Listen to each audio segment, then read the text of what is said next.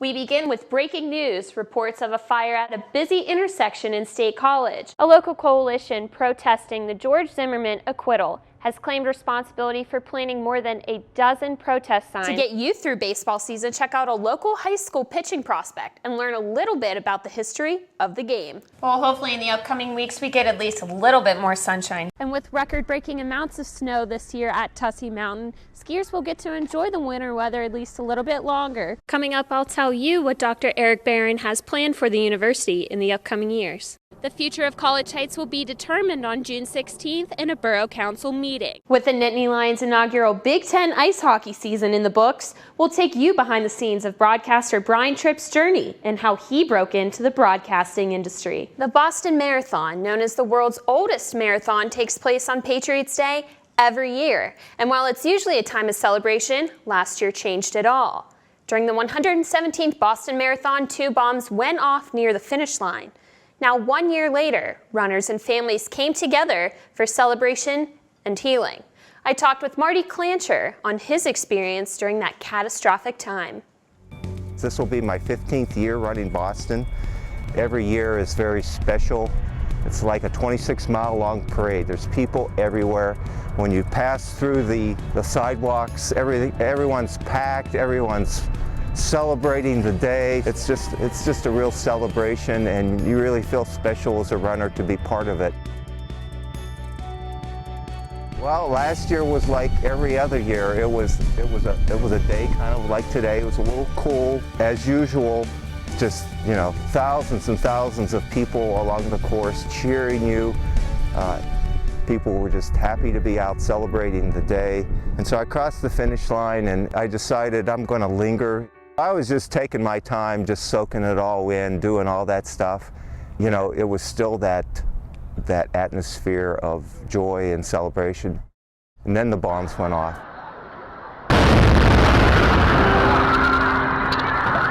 The first one went off and people were, I remember I was amongst the tall buildings and it was echoing around and we're like, what in the world's that?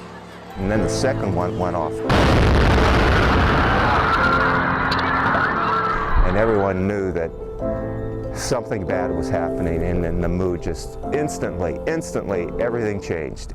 We didn't know what had happened. We couldn't really see anything. We heard the bombs. Something just blew up. Just the sirens just started, and of course it was non-stop. We knew something was wrong. So I was trying to meet up with my wife, Jeannie, and I was heading towards the family meeting area. We did meet up, and we got out of the immediate area as soon as we could. And fortunately, Jeannie's brother lives in Back Bay. We went into Jeannie's brother's condo and we turned the TV on, and we were just shocked. Of course, they were all over the news by then and showing video of the bombs. It's a day of celebration, and I want to celebrate it with them again. And this year is going to be different. It's also a day, hopefully a day of healing for a lot of people. And I know that's true for a lot of the runners too. They just want to go back and support it and maybe help get through that healing process.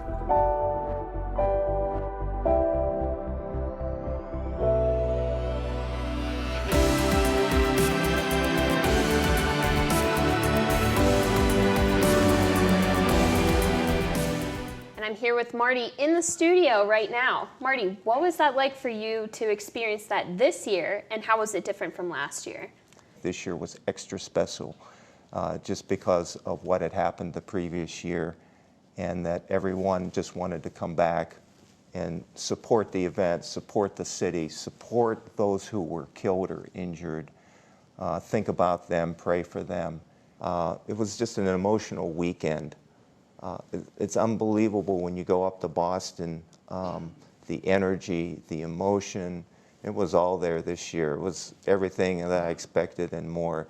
Boston and the BAA, I think, did a great job of profiling and really trying to make those that were most affected by the bombings last year present.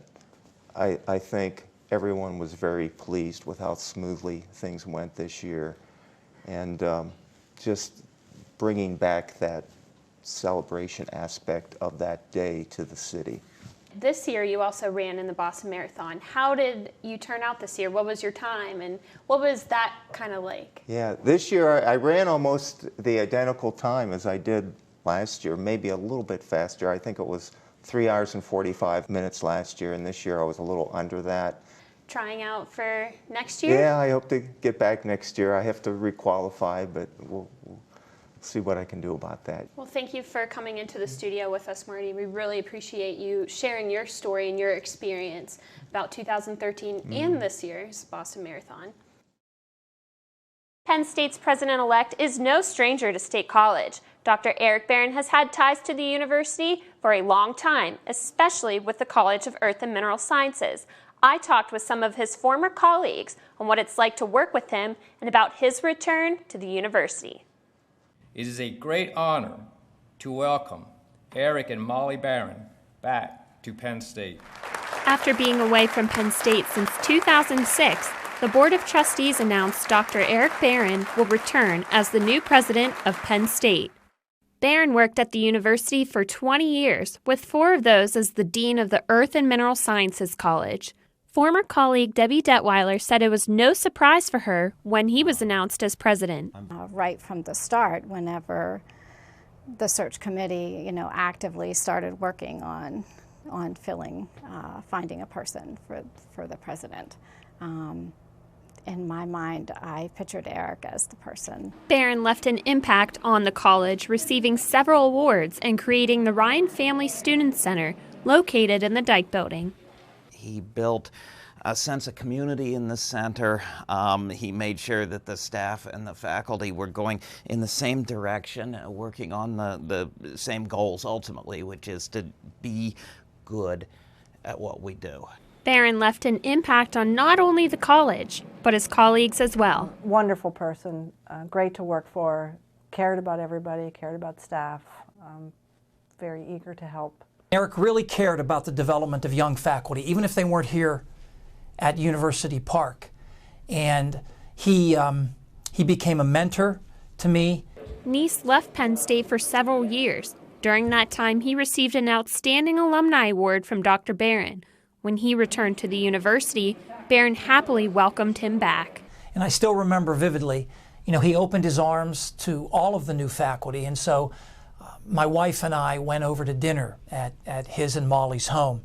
And that was sort of my reintroduction to Penn State back in 2005. Barron will be the one reintroduced, this time as university president on May 12th. For the Center County Report, I'm Kacie Lazor. Dr. Eric Barron will be the 18th president of the university, where he takes over for Rodney Erickson. It's a matter of letting the natural snow come. How long do we go before we groom it for the public is a decision that we'll make based on the amount of snowfall over a certain period of time. And with record-breaking amounts of snow this year at Tussey Mountain, skiers will get to enjoy the winter weather at least a little bit longer. Reporting at Tussey Mountain, I'm Kacie Lazor for the Center County Report.